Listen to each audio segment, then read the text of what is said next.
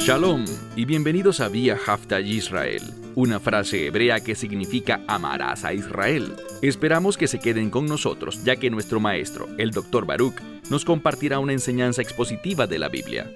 El Dr. Baruch es profesor titular del Instituto Zera Abraham, con sede en Israel. Aunque todos los cursos en el instituto se imparten en hebreo, el Dr. Baruch se complace en compartir esta enseñanza en inglés con doblaje al español. Para más información, visítenos en amarasaisrael.org o descargue nuestra aplicación móvil Mi Estudio Bíblico. Aquí está Baruch y la lección de hoy. Cuando uno lee cuidadosamente la palabra de Dios, encontrará una gran motivación para servir a Dios. Permíteme asegurarte algo. Nadie que esté en el reino de los cielos ahora mismo lamenta ninguna de las obras que hizo para Dios cuando vivía en esta tierra. Esto es lo mejor que podemos hacer con nuestra vida terrenal: reconocer humilde y fielmente su autoridad sobre nosotros y cualquier cosa a la que nos llame, cualquiera sean sus propósitos y su voluntad, que estemos listos para responder a ello y llevarlo a cabo con fidelidad. En otras palabras, tal servicio obediente será una fuente de gozo eterno. Vamos a ver esto enseñado con mucha claridad al final de nuestro estudio de hoy. Dicho esto, toma tu Biblia y ve conmigo al libro de Lucas, capítulo 18. Evangelio de Lucas, capítulo 18. Hoy vamos a comenzar en el versículo 15. Aquí vemos algo muy simple que está ocurriendo y que podemos leer en el verso 15. Le trajeron a él también a los infantes. Siempre debemos prestar atención al vocabulario. En este primer versículo que estamos estudiando, el versículo 15, vemos una palabra que se relaciona con infantes, bebés, niños, que son tan pequeños que aún no saben caminar y deben ser llevados en brazos. Así que habla de niños muy pequeños. De nuevo, versículo 15. Le trajeron a él también a los infantes, para que él los tocara. Pero los discípulos, viéndolo, los reprendieron. Insisto, vemos que los discípulos otra vez no entendían la situación. Vamos a ver que el Mesías se alegró de que estos niños pequeños fueran traídos a él. Y va a decirlo claramente en nuestro próximo versículo. Mira el verso 16. Pero, esta palabra que indica un contraste. Pero Yeshua los llamó y dijo: permitan, y noten esto, hay un cambio en el vocabulario. Aquí él no utiliza la palabra para infantes, para niños que son demasiado pequeños para caminar, sino que se usa una palabra que, en algunos lugares, se refiere a un siervo. En otros, se refiere a un niño, o incluso a un niño un poco mayor, en edad adolescente. Se refiere a alguien con entendimiento, alguien que puede comprender la verdad bíblica, al menos para su edad. ¿Y qué dijo él? Permitan que estos niños pequeños, insisto, quizá podría indicar adolescentes aquí, sean traídos a mí. Ahora, fíjense en el verbo ser traído.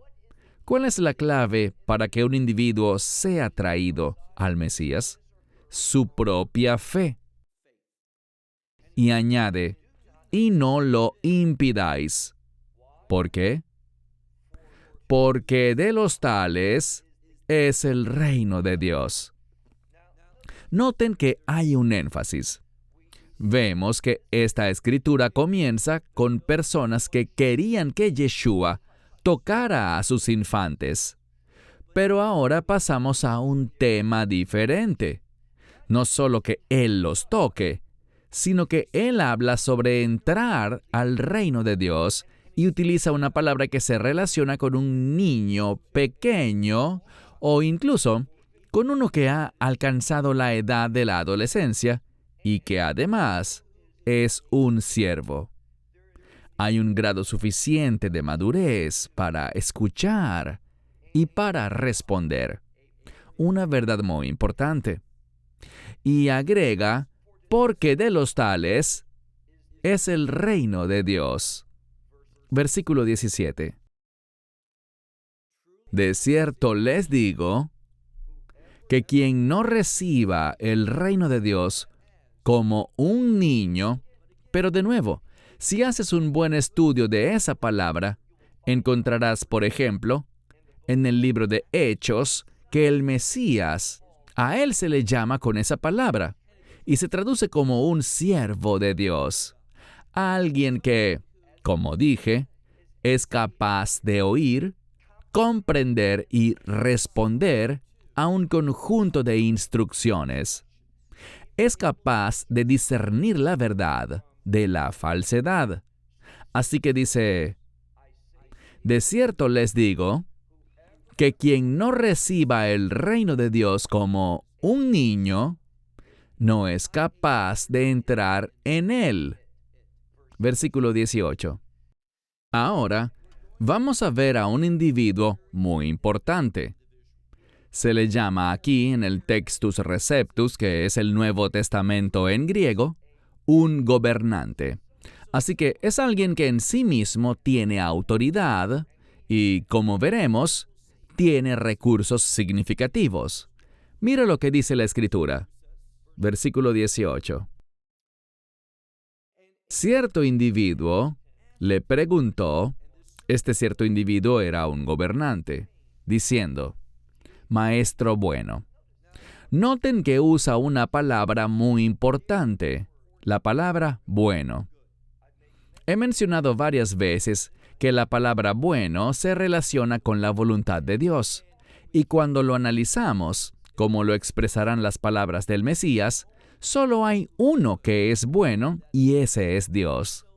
Así que noten la respuesta que el Mesías le da a este gobernante. De nuevo, versículo 18.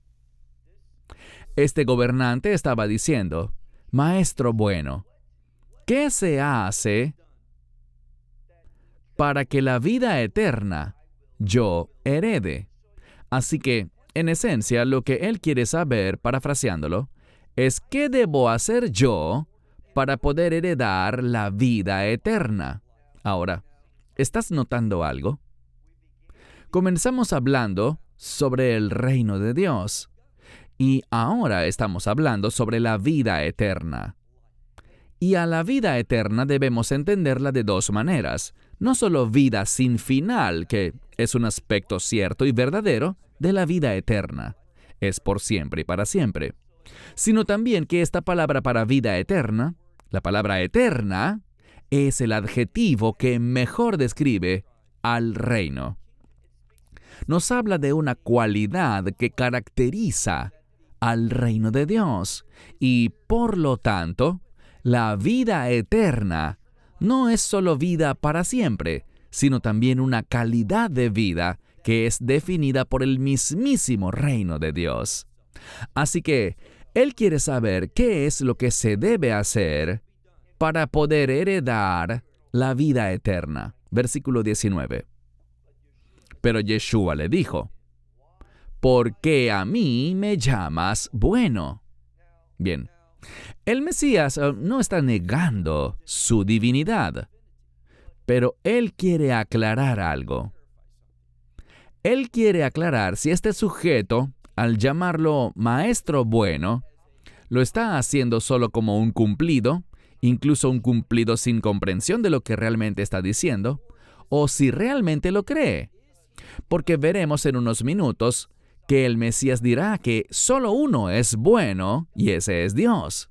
No está rechazando que Él sea Dios, pero quiere aclarar. ¿Es así como me estás entendiendo cuando me llamas maestro bueno? Entonces dice, mire con mucho cuidado la escritura.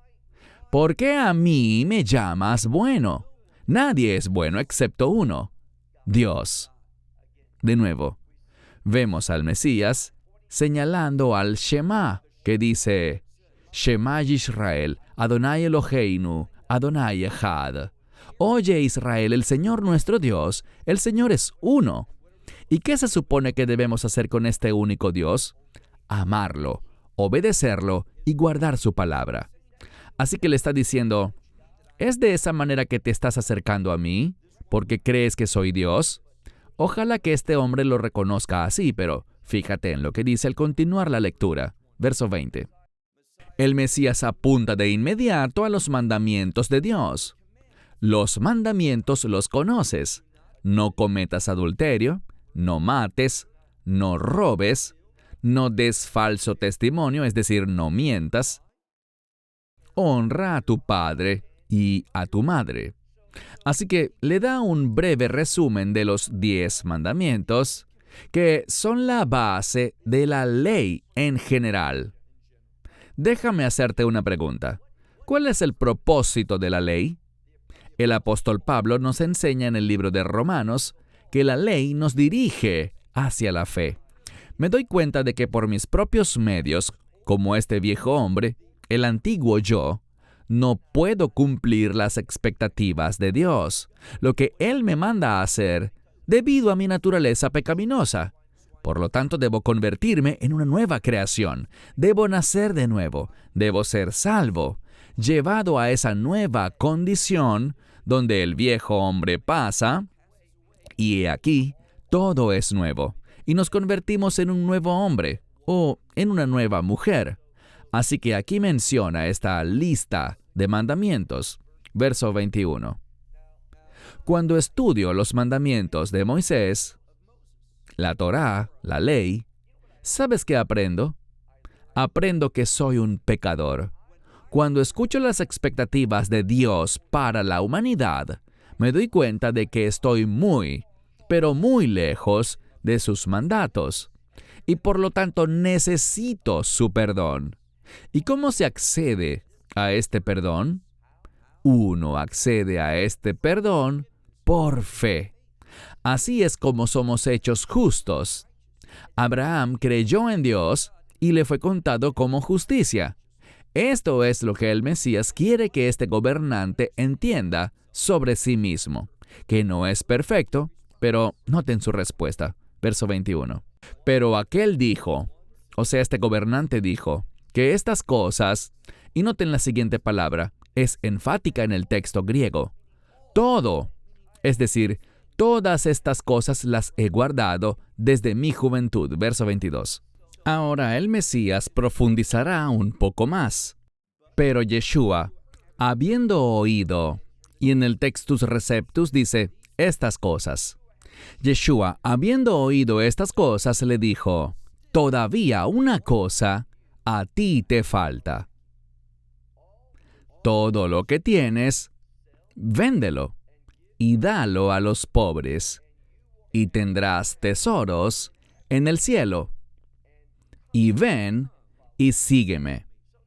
Así que noten que, aunque este hombre no es perfecto, ni siquiera está cerca de serlo, aunque piensa que lo es, que ha guardado todos los mandamientos de Dios, el Mesías inmediatamente señala un área de pecado en su vida.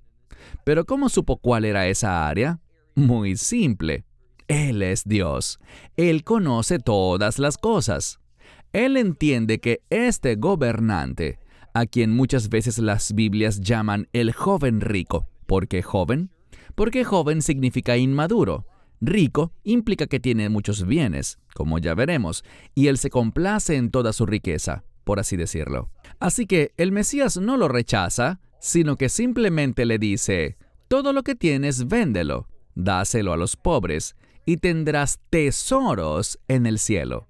Y luego lo invita, y ven, y sígueme. Pero noten el problema. Este hombre no está interesado en hacer eso. Mira el versículo 23. Pero él, habiendo oído estas cosas, se puso muy triste, porque excesivas riquezas él tenía. Así que este hombre era poseedor de una riqueza excesiva, y el Mesías puso su dedo sobre aquello. él amaba la riqueza más que a Dios. No estaba dispuesto a renunciar a sus riquezas para vivir una vida eterna con Dios. Esto es lo que se está enseñando. Era extremadamente rico. Versículo 24. Y Yeshua, viéndolo, él también se entristeció. ¿Por qué? Porque sabía que aquel hombre no era un candidato para la salvación. Así que el Mesías, al percibirlo, se entristeció y dijo: «Cuán difícil es para los que tienen riquezas, cuán difícil les resulta entrar en el reino de Dios». Vamos a ver un resumen en unos minutos, y el tema se divide en dos. Recuerden cómo empezamos, con el Mesías recibiendo a niños pequeños, infantes. Ahora, ¿qué puede hacer un infante? Nada. Y la base es esta: no hay nada que puedas hacer, ninguna cantidad de buenas obras que puedan llevarte al reino de Dios. Y cuando este gobernante le dijo al Mesías: «¿Qué debo hacer para que yo?» Y el énfasis está en que yo herede la vida eterna. Bien, todos sabemos que está hablando de la entrada al reino. ¿Qué debo hacer yo para heredarla? No se trata de eso, y esto es lo que él le revelará en la siguiente sección. Mira ahora el versículo 26. Pero aquellos que oyeron también preguntaban. ¿Qué estaban preguntando? Los que oyeron dijeron también: ¿cómo puede uno ser salvo? Bien, ellos han hecho un descubrimiento muy importante. Y es que, noten, esta palabra para ser salvo está en pasivo. Ellos entienden que en este mundo por sí mismos, nadie puede salvarse. No hay nada que puedas hacer. No tienes la capacidad de salvarte. Así que le dicen a él, estos hombres que oyeron todo esto le dijeron a él: ¿cómo entonces puede uno ser salvo? Versículo 27. Pero él dijo: lo que es imposible, es decir, aquellas cosas que son imposibles para los hombres, son posibles para Dios. ¿Notas a dónde se dirige la Escritura? En cuanto a la salvación, es imposible para el hombre salvarse a sí mismo. Pero con Dios, ¿qué aprendemos? Con Dios, todas las cosas son posibles. Debes recordar esto: con Dios, todo es posible. ¿Y cuál es la idea principal que se está diciendo aquí? Que con Dios, incluso aquellos que tienen grandes riquezas pueden ser salvos. Es difícil, porque tendemos en nuestra mente humana, en nuestra humanidad, tendemos a confiar en las riquezas en lugar de confiar en Dios. Tenemos acceso a esas riquezas, podemos utilizar la riqueza, mientras que Dios, a Él no lo vemos, y nos toca creer, nos toca confiar. Desafortunadamente es más fácil confiar en las posesiones que en las promesas de Dios. No es sabio hacer eso, de hecho, es algo extremadamente insensato. Pero en lo natural, así es como pensamos los seres humanos. Mira el siguiente versículo, el versículo 27. Pero él dijo: las cosas que son imposibles para el hombre son posibles para Dios. Versículo 28. No es sorprendente que Pedro, de entre todas las personas, de entre todos los discípulos, sea quien hable ahora, porque usualmente es así. Versículo 28. Pero Pedro dijo: he aquí. Esta es una expresión de atención. Pedro quiere la atención del Mesías. Y noten lo que dice aquí, versículo 28. Pero Pedro dijo: he aquí, nosotros lo hemos dejado todo. ¿Qué los llevó a hacer eso? La fe. Ellos han llegado a la conclusión de que Yeshua, Jesús de Nazaret, es el Hijo de Dios. Él es el Rey de Israel. Él es el Mesías. Él es el Redentor. Y por lo tanto, llegar a ese conocimiento, creerlo sinceramente, los llevó a hacer algo, a realizar un cambio significativo en la forma en que vivían. Antes confiaban en su pesca como sustento, pero eso solo es un sustento en este mundo. Cuando el Mesías vino y predicó, les enseñó sobre el reino de Dios, y eso es lo que está haciendo ahora, revelando cómo uno es traído al reino de Dios. No que entramos por nuestra cuenta, sino que somos traídos, y Dios es quien debe traerte. Así que Pedro está diciendo aquí, «He aquí, lo hemos dejado todo, y te hemos seguido a ti». Versículo 29, noten la respuesta del Mesías. Él les dijo, «De cierto les digo que nadie». Me gusta esto, porque es muy amplio. Lo que encontramos aquí es una promesa. Él dice, y esto debería motivarnos, nadie que haya dejado casa, o padres, o hermanos, o esposa, o hijos, por causa del reino de Dios. Noten esto. Nadie que haya dejado tales cosas, dice, no recibirá. Esta persona será quien reciba. ¿Y qué es lo que recibirá? Noten la siguiente palabra. Es una palabra compuesta. Está formada por dos palabras, el término para riqueza y luego el término pola, que significa mucha o grande, una riqueza extremadamente grande. Bien, cuando habla de riqueza, no está hablando de dinero. Aprendimos hace algunas semanas que el dinero, desde la perspectiva de Dios, se llama injusto. Todo el dinero es injusto. ¿Por qué? Porque no tiene una conexión con el reino. Todo lo que está conectado al reino se relaciona con la justicia. Por eso es que dice, busquen primeramente el reino de Dios y su justicia. Así que la justicia es un elemento del reino. Todo lo que no está conectado con el reino es injusto. Así que debemos ver algo sobre la riqueza. Podemos ser buenos administradores y somos llamados a ser buenos administradores de la riqueza. Pero queremos utilizar la riqueza porque la riqueza le pertenece a este mundo. No es algo que tendremos en el reino de Dios. Y me dirás, espera un segundo. ¿No dijo el Mesías que aquellos que han dejado casas y padres y hermanos y esposa e hijos por mi causa, acaso no heredarán, es decir, no recibirán, y que recibirán? Riquezas sin medidas. Pero no está hablando de riquezas en relación al dinero. No está hablando de posesiones terrenales. ¿De qué está hablando?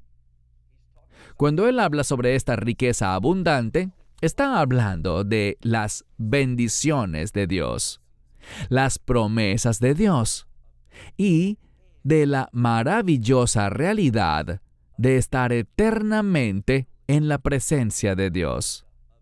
De eso es de lo que está hablando aquí. Así que dice, aquellos que han dejado tales cosas, casas, familia, esposa e hijos, dice, ¿acaso no recibirá esta riqueza tan grande en este tiempo? Y fíjense, en este tiempo, en este mundo, y en la era que está siendo traída. Muy importante que veamos esto. Esto es un hecho. Cuando servimos a Dios ahora en este mundo, hay bendiciones. Dios se mueve para cumplir sus promesas, y Él puede hacerlo de muchas maneras diferentes. Pero el énfasis no está en el ahora. Sí, hay una bendición presente por servir a Dios, y la recibiremos en este mundo, en este tiempo. Pero la verdadera riqueza no está aquí. Las verdaderas bendiciones y promesas de Dios se experimentan en última instancia y eternamente. ¿Dónde? En el reino de Dios. Eso es lo que debemos entender.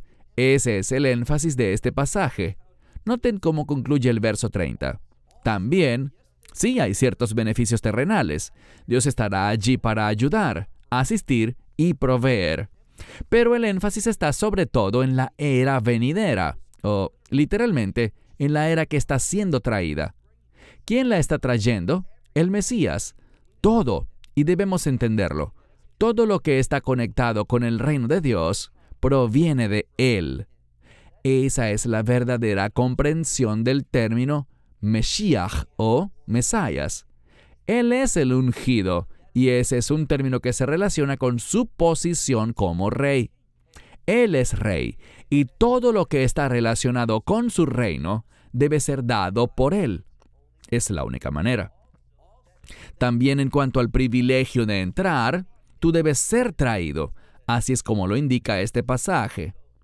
Para concluir, leemos.